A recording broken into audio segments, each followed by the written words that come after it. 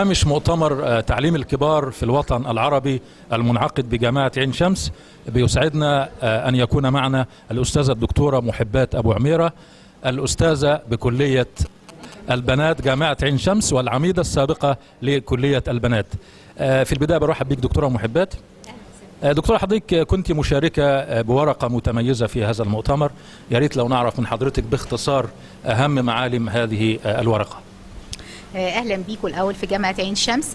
والحقيقه يمكن المؤتمر السنوي لمركز تعليم الكبار بيتناول تعليم الكبار في ضوء مجتمع المعرفه، لكن احنا هنا الناس فاهمه تعليم الكبار على انه محو الاميه، او تعليم الكبار انه هو الابجديه، يعني او محو اميه الناس اللي ما بتعرفش تقرا وتكتب. المؤتمر انطلق بصفه عامه من مفهوم اخر، ان تعليم الكبار هو تعليم كل من حصل على شهاده متوسطه وعايزين يديله شهاده عليا، كل من حصل على شهاده عليا وعايزين نطور قدراته، كل من حتى حصل على الماجستير والدكتوراه وعايزين ايضا نطور قدراته.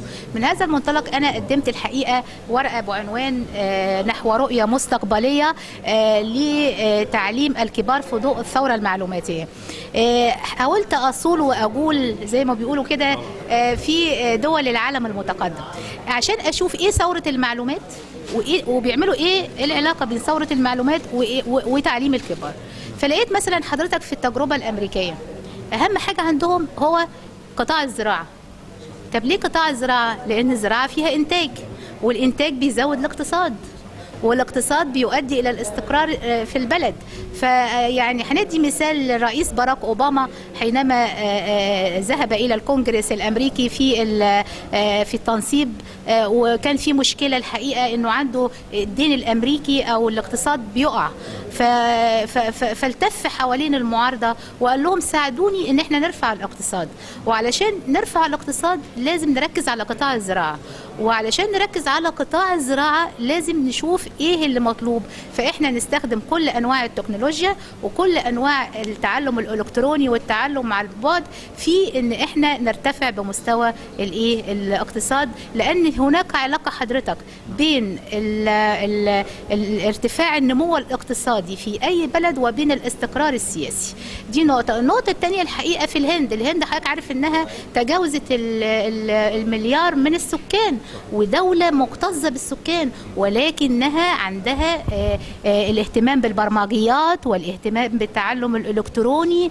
وهنا نقدر نقول ايه، طب ازاي دوله زي دي عندها كل هذا الكم من السكان ومتقدمه؟ لان الحقيقه هناك بيهتموا بتعليم البشر واعداد الكوادر على جميع المستويات. طب حضرتك، هو السؤال يعني كيف يمكن ان نستفيد من ثوره المعلومات في مصر وغيرها من الدول الناميه، خاصه ان ثوره المعلومات في الغرب او في امريكا لها ابعاد اجتماعيه واقتصاديه وسياسيه خاصه بها؟ بص، هي بتختلف من بلد لتانية. يعني مثلا في الدول العربيه ومصر في مشكله عندنا، ان ثوره المعلومات في الدول المتقدمه بتختلف عن ثوره المعلومات في الدول العربيه وفي مصر. ان المنطقه المنطقه العربيه بما فيها مصر ليس لديها استقرار سياسي، والصراع العربي الإسرائيلي أحد العوامل اللي بتؤدي إلى عدم الاستقرار السياسي. لكن احنا ممكن نستفيد بإيه؟ ناخد مثلا بالتجربة اليابانية. التجربة اليابانية إنهم بيوزعوا كمبيوترات على جميع الطلاب في مراحل التعليم العام والتعليم الجامعي، بيوزعوها مجانا.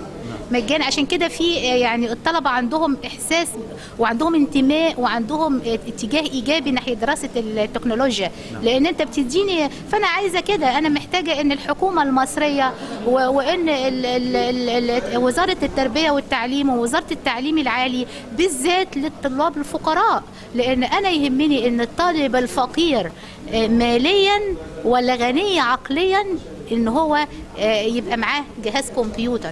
فدي طبعا الحقيقه عايزين يعني بنستفيد بحاجه زي كده. طب رأي حضرتك يعني يا ترى ايه اهم ما ينقصنا؟ هل هي جوانب تقنيه بحته، ولا هناك خلل في عمليه الاداره نفسها وفي وجود اراده لتفعيل تعليم الكبار؟ عندنا حضرتك 3 مشكلات. المشكله الاولى ان عدم استقرار السياسه التعليميه التي تتغير بتغير الوزير. الكلام ده قلناه من مده طويله زمان قبل حتى الثوره، وقلنا ان في عدم استقرار. بمعنى ايه عدم الاستقرار؟ ان حينما ياتي وزير ويذهب وزير لا تستقر العملية التعليمية، وفي تغير كتير. دي نمرة واحد. يبقى هنا عدم استقرار السياسة التعليمية أحد العوامل. العامل الثاني الفقر. طبعا احنا عندنا ناس كتير جدا ما عندهاش إمكانيات للتكنولوجيا العالية، ما عنديش إمكانيات إن أنا أشتري جهاز كمبيوتر أو أخش على الإنترنت، ما عنديش إمكانيات إن أنا أخش على دول العالم المتقدم. طيب يبقى في الحالة دي المفروض الدولة توفر لي الإيه الناحية دي مجانيا. دي مشكلة تانية. ده اللي بينقصنا بقى رقم 3 الإدارة الحكيمة. الإدارة الحكيمة مع تقديري واعتزازي بجميع القيادات في مصر، ولكن هناك بعض القيادات وبعض الإدارات التي أحد أسباب يعني إن قراراتنا الخاطئة نتيجة القيادات، قراراتنا الخاطئة. وبالتالي احنا محتاجين ايه؟ محتاجين اننا نستعين باهل الكفاءة وليس اهل الثقة. محتاجين ان احنا نجيب الناس اللي عندها فكر وعندها علم. عندك واحد زي الدكتور حامد عمار، شيخ التربويين مش في مصر بس، في مصر والعالم العربي. اين هذا الرجل من تطوير التعليم؟ لكن اسمح لي دكتورة في هذا الصدد، يعني يمكن كثير من الأكاديميين يعني لا يصادفهم النجاح عندما يتولون منصبا رسميا. فأي تعليق حضرتك على هذه الجزئية؟ أنا توليت منصب رسمي وكنت عميدة للكلية، بس كنت براعي ربنا وضميري. أنا يعني إيه؟ يعني هيحصل لي إيه؟ متى يكون للتعليم وزيرة في مصر؟ متى يكون للتربية والتعليم وزيرة في مصر؟ لن يكون للتربية والتعليم وزيرة في مصر طالما أن هناك تهميش للمرأة المصرية، ولن يكون لمجلس الوزراء سيدة رئيسة لمجلس الوزراء طالما أن ما زلنا ننظر للمرأة على أنها يعني رقم 2 وتوضع في ديل القائمة حينما تقدم إلى البرلمان، وأيضا حينما نتجه إلى المؤسسات التعليمية. حضرتك أنا عايز أقول لك حاجة، أنا عملت دراسة لقيت أن المؤسسات التي تقودها امرأة نسبة الإنجازات فيها أعلى. أنا كنت مديرة لمركز الخدمة العامة، هي ليست فقرة إعلانية، في جامعة عين شمس لمدة 6 سنوات.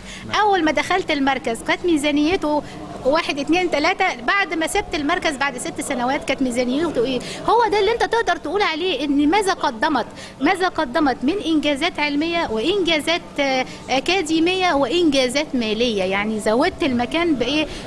احنا كنا بنتصل بوزاره الخارجيه المصريه، كنا بنعمل دورات للدبلوماسيين، كنا بنعمل دورات على مستوى تعليم اللغه العربيه اللي جينا نلتقينا بها بالتعاون مع بعض الوفود الدول الاجنبيه. هي دي الحقيقه الاداره. انما احنا يعني الحقيقه انا اسفه جدا واقول ان الان اتضح دلوقتي ان هناك من يتولى المناصب القياديه وهو ليس لديه الخبره والدرايه الكافيه، وبالتالي بتطلع القرارات بتاعتنا خطا. ولكن ليس هذا تعميم، انا بتكلم على البعض. لكن ايه تعليق حضرتك ان رغم تميز المراه في العمل البحثي والاكاديمي ان تقريبا ثلثي نسبة الأميين في مصر من النساء؟ جميل، سؤال رائع. احنا الحقيقة عندنا مشكلة ان ليه المرأة مرتفع فيها نسبة الأمية مقارنة بالرجل بالذات في مصر والدول العربية. الحقيقة السبب الأساسي ان المرأة ما بتتعلمش، لأن التعليم هو أحد المعوقات،